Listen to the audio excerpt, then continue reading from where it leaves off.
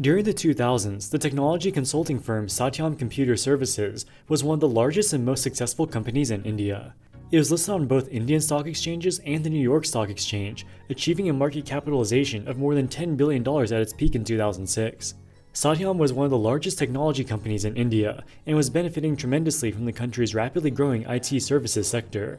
Due to its impressive revenue growth and profitability, domestic and foreign investors alike were buying the stock hand over fist. But as it turned out, the facade of success was created by a highly sophisticated and almost decade-long fraud perpetrated by founder Ramalinga Raju and his family. The house of cards came crumbling down in 2009 when a $1.5 billion hole was exposed in the company's balance sheet. The stock price fell by more than 90%, wiping out billions in shareholder value. Founder and chairman Ramalinga Raju was arrested and sentenced to 7 years in prison for masterminding the scheme. In this video, we'll take a deep dive into Satyam Computer Services and see how it became the largest fraud in Indian history. Today's video is brought to you by Moomoo, the stock brokerage app that goes beyond the ordinary. Are you tired of using a brokerage that falls short on delivering comprehensive fundamental data?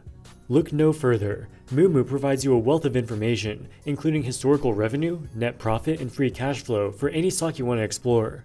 Not only that, but you also gain access to consensus earnings estimates, short interest data, and analyst buy-sell ratings. And Moomoo is not holding back when it comes to rewarding new users. Deposit $100 and you'll receive 5 free stocks, a $100 cash reward, and a free share of the artificial intelligence company C3 AI. Boost your deposit to $1,000 and you'll unlock an additional 10 free stocks. And for those looking to take it even further, a $5,000 deposit will land you a free share of either Tesla or Google. That's right, with Moomoo you can earn up to 17 free stocks, along with a $100 cash reward, all subject to terms and conditions. If you want to take your investing experience to the next level, click the link in the description below.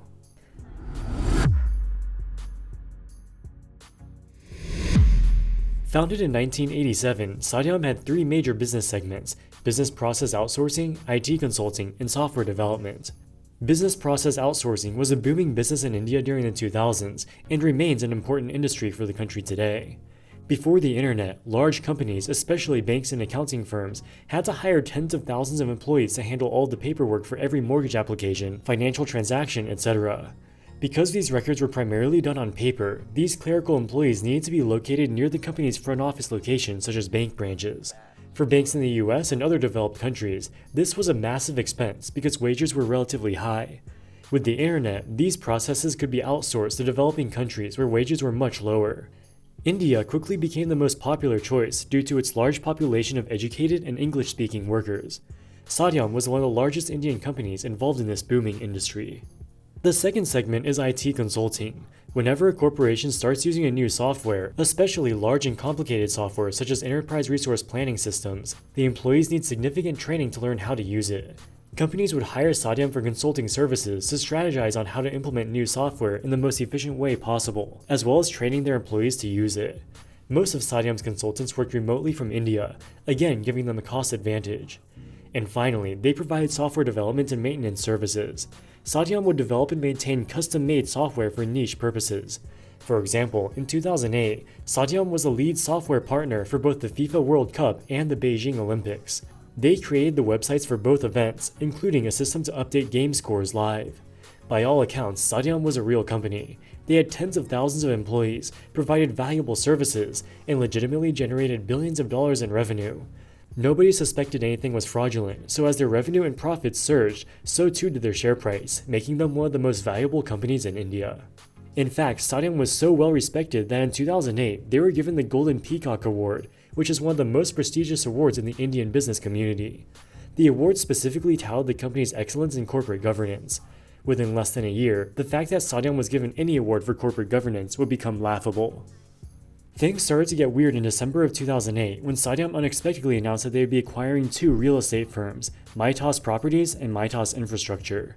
Mitas is a strange name for a company, as it is not a real word in English, Hindi, or any other language for that matter. If you look closely, Mitas is an antigram of Satyam. It's Satyam spelled backwards. As it turns out, both Mitas companies were founded by Rama Raju, the brother of Satyam founder Ramalinga Raju. The Mitas companies own hundreds of millions of dollars worth of land and other real estate in India. If you're thinking it's odd that an IT consulting firm would want to acquire a real estate holding company, you're not alone. Investors were immediately suspicious of the deal and sent the company's share price down by 55% the day it was announced.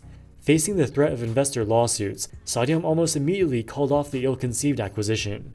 This raises the obvious question: why did Ramalinga Raju want to acquire his brother's real estate companies?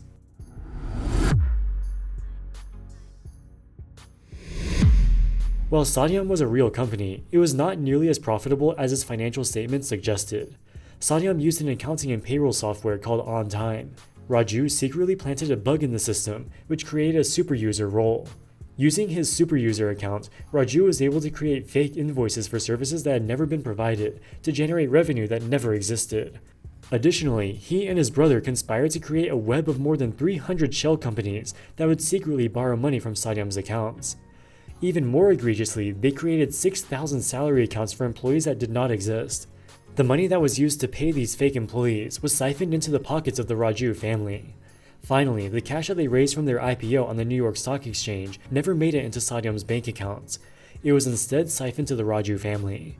They used this money to found Maitas Properties and Maitas Infrastructure in Raju's brother's name. According to Raju, the fraud started off small, but the artificially strong results on their financial statements created overly optimistic analyst expectations, which he had to continue creating fake revenues and profits to meet. He said it was like riding a tiger, not knowing when to get off without being eaten. Over the years, he tried to increase the actual revenue of the company to close the gap between the company's real operations and those depicted in their financial statements.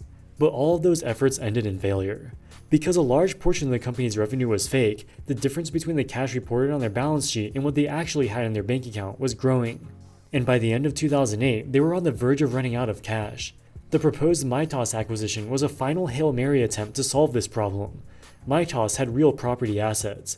The idea was that Satyam would buy Maitas' properties, using the fake cash as payment.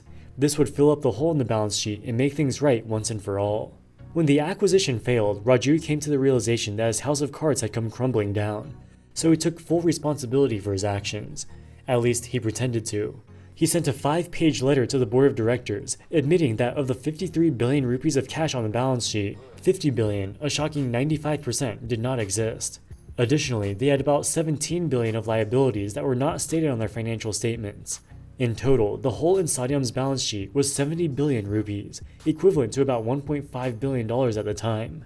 In the most recent quarter, their revenue was overstated by 27%.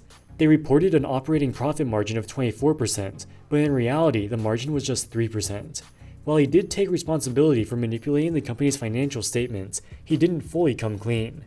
He said neither me nor the managing director, who was his brother, took even 1 rupee or dollar from the company and have not benefited in financial terms on account of the inflated results. We now know that this was not true, as they siphoned off hundreds of millions of dollars from the company to fund his brother's real estate companies. He also claims that the company was forced to carry additional resources and assets to justify the revenue, which significantly increased costs. He's implying that Satyam had to hire unnecessary workers to be consistent with the inflated revenue. These unnecessary workers increased the costs and reduced the company's real profitability.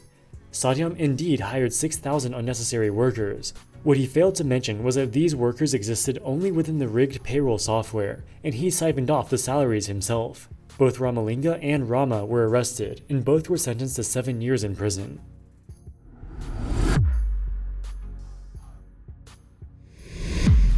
While Satyam was smaller and less profitable than its prior financial statements suggested, it was still a large company and slightly profitable. The stock price initially tanked by more than 90% following the revelation of the fraud. The giant Indian conglomerate Mahindra & Mahindra took advantage of the fall in the share price to acquire a majority stake in Satyam a few months later. The company was rebranded as Mahindra Satyam. Mahindra was able to stabilize the business and clean up all the accounting fraud. In 2013, Mahindra acquired the remaining portion of Satyam and integrated it into their technology subsidiary Tech Mahindra, which continues to operate to this day. Tech Mahindra has been a huge success and currently has a market cap of 1 trillion rupees, equivalent to about $12 billion. The legacy of Satyam also lives on through the massive IT consulting firm Cognizant Technologies, which currently has a market cap over $30 billion. Cognizant was formed as a joint venture between Satyam and an American company called Dun & Bradstreet. It was spun off as an independent company in 1994. The fact that the remnants of Satyam Computer Services live on to this day in the form of two highly successful companies shows that despite his fraud, Ramalinga Raju was a brilliant businessman, capable of creating valuable businesses. Had it not been for his fraud, he would likely be remembered as one of India's most brilliant entrepreneurs. But selfish greed proved too seductive, and his name is now written in the history books as one of India's greatest scammers. Alright guys, that wraps it up for this video. What do you think about Satyam Computer Services? Let us know in the comments section below. As always, thank you so much for watching and we'll see you in the next one. Wall Street Millennial, signing out.